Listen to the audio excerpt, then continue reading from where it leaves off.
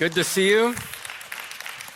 My name is Ed Kelly, and I am your interim executive director of your church. You may not know that.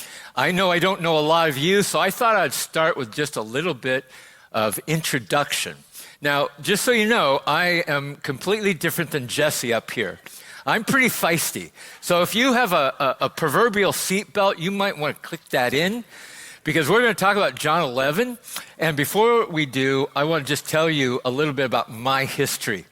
I grew up in Centralia, Washington, about an hour south of here. My mom was divorced 5 times before I was 18, seen all sorts of stepfathers, etc. A lot of interesting things there. A little bit later, I went into radio because my dad owned and bought and sold radio stations. Functioning alcoholic, maybe saw him once a year. He left when I was 2. And then my first job was in radio. And I went on to Portland, Oregon, and became a disc jockey. Now, for those of you who don't know what a disc jockey is, we actually had records.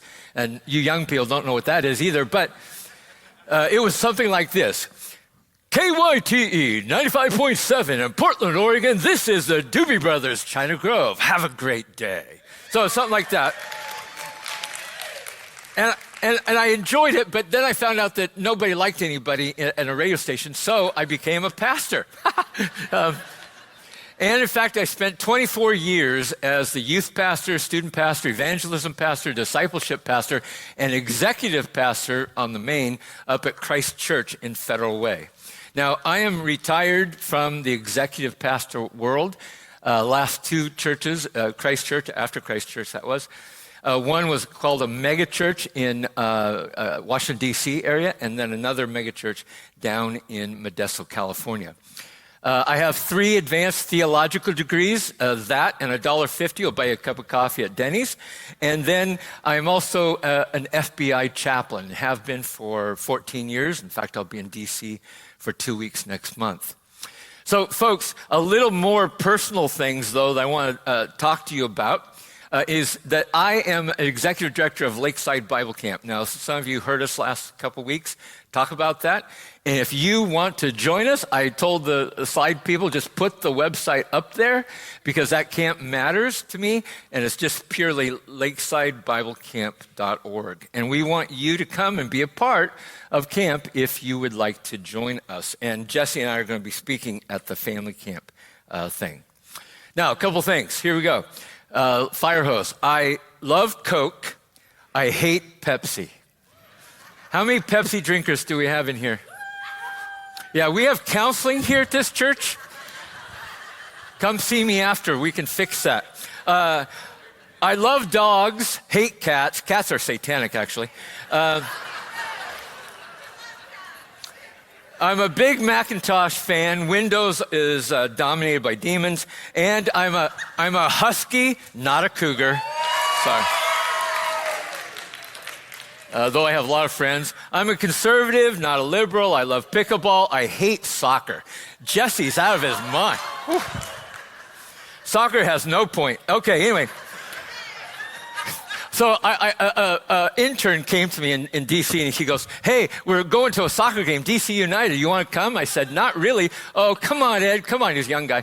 And so I went, and I stood there for 90 straight minutes. Didn't sit down once. Some bozo behind me with a horn the entire time, and some other guy with a drum that didn't make any sense.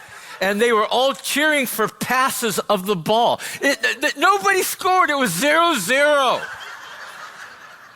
kind of nonsense game is that? Okay. C.S. Lewis, aficionado, I've been to his home in Oxford. I read books incessantly. Nicolas Cage, worst actor ever. Sorry. He tries to ruin movies. It's like, yeah, anyway. Best movie ever, however, is Sound of Music. I went to Austria just to see where it was in Salzburg, best city in the world. Venice is pretty close. Anyway, best female singer ever, Karen Carpenter. And country music is God's music. Okay, there we go. So now you know a little bit about me. Oh, by the way, might as well offend. A.W. Tozer once said that for a good speaker to speak, he needs to offend at least half the audience. So I think I've got about a tenth of you. I'm going to try a little more. The worst movie, in my opinion, but Christians love the stupid thing, Princess Bride. What in the world? Folks, you need a plot to be a movie. That movie dies when the bald guy dies. Anyway,